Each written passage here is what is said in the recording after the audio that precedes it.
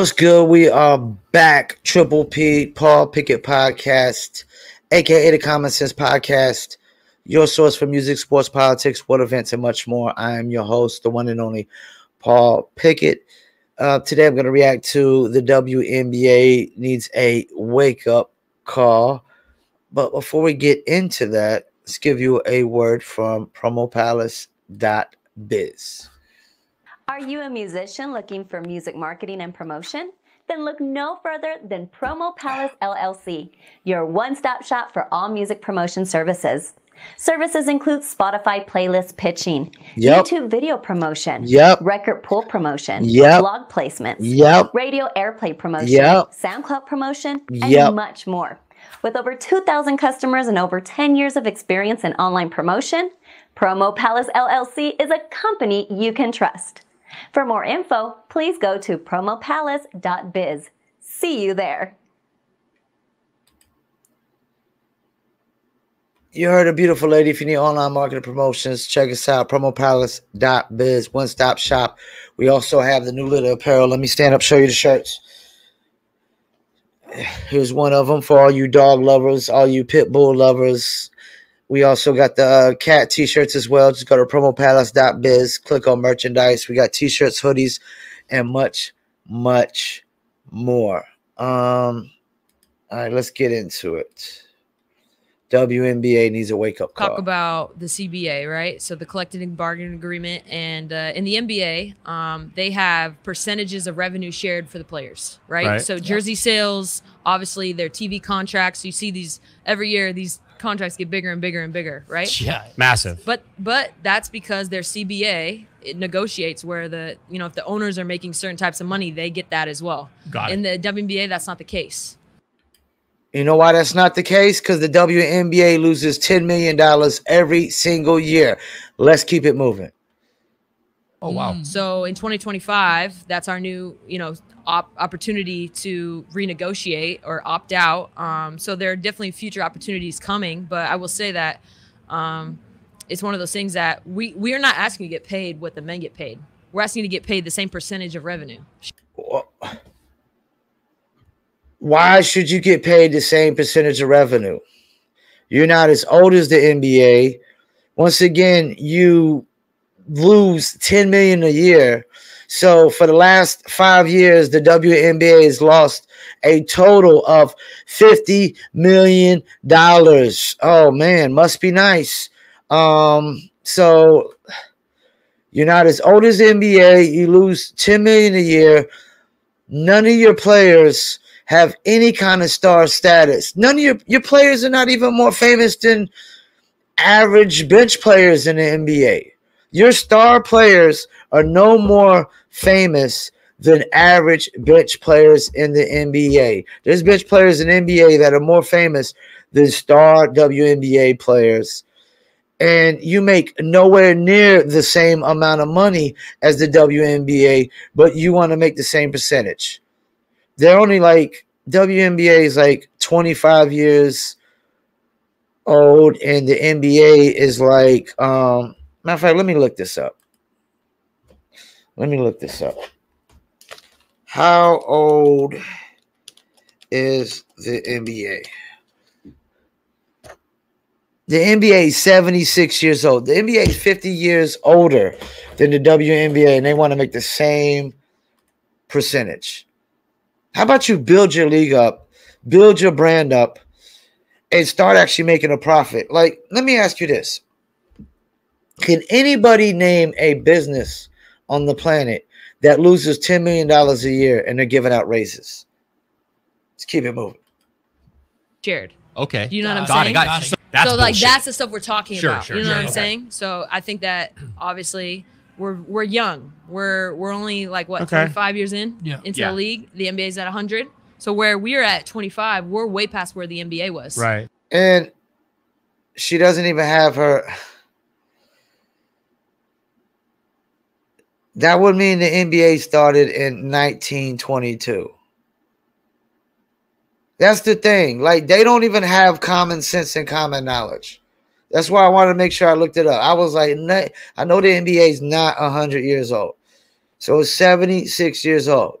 That extra 25 years of actual building a brand and a business and revenue counts. And that's the thing. The NBA has 50 years head start, and you think you should be where the NBA's at.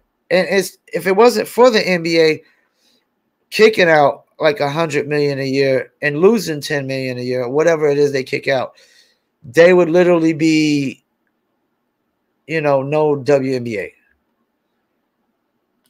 Got it. We don't forget that, though. We compare it to now to where the NBA is now. Now, what Kelsey Plum is saying here. Oh, yeah, I'm going to let this guy say what he's going to say, but what she just said is bullshit. Is wrong, like through and through. But there seems to be a bit of progress that's being made, and that's something to celebrate. She made her point without knocking Harrison Barnes, because his stats in the league 1,000,000 times better than hers are worse.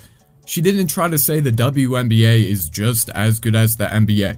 And she's not trying to compare salaries side by side and act like the WNBA and the NBA make the same kind of money. She said something that seems reasonable at face value.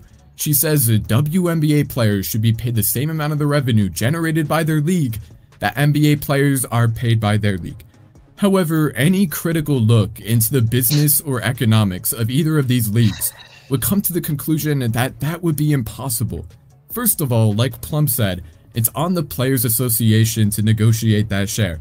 Secondly, there's a reason that they couldn't come to the same split as the NBA when they tried back in 2020.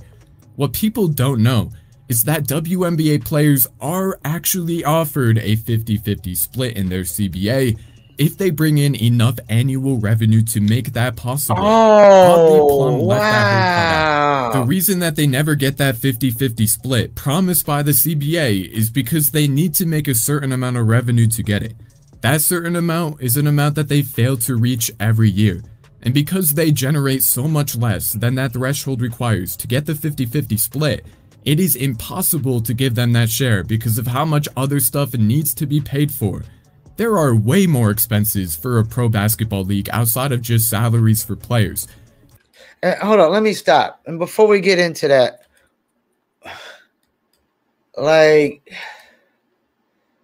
let's talk about why they don't reach their revenue. I mean, let's really talk about that. Like, percentage of men that watch the WNBA.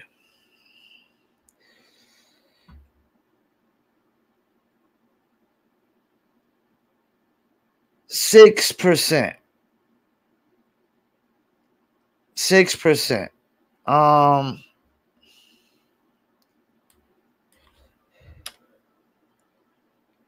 Let's see. Now let's look up the percentage of females.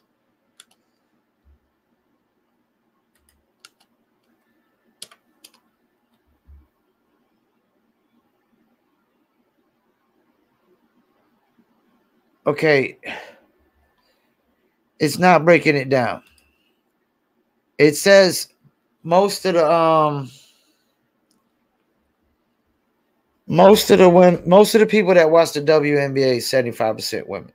So it's 25% men. But it's a small fraction of the population. So let's see. W interest levels by gender in US. Let's see. It doesn't have a breakdown, but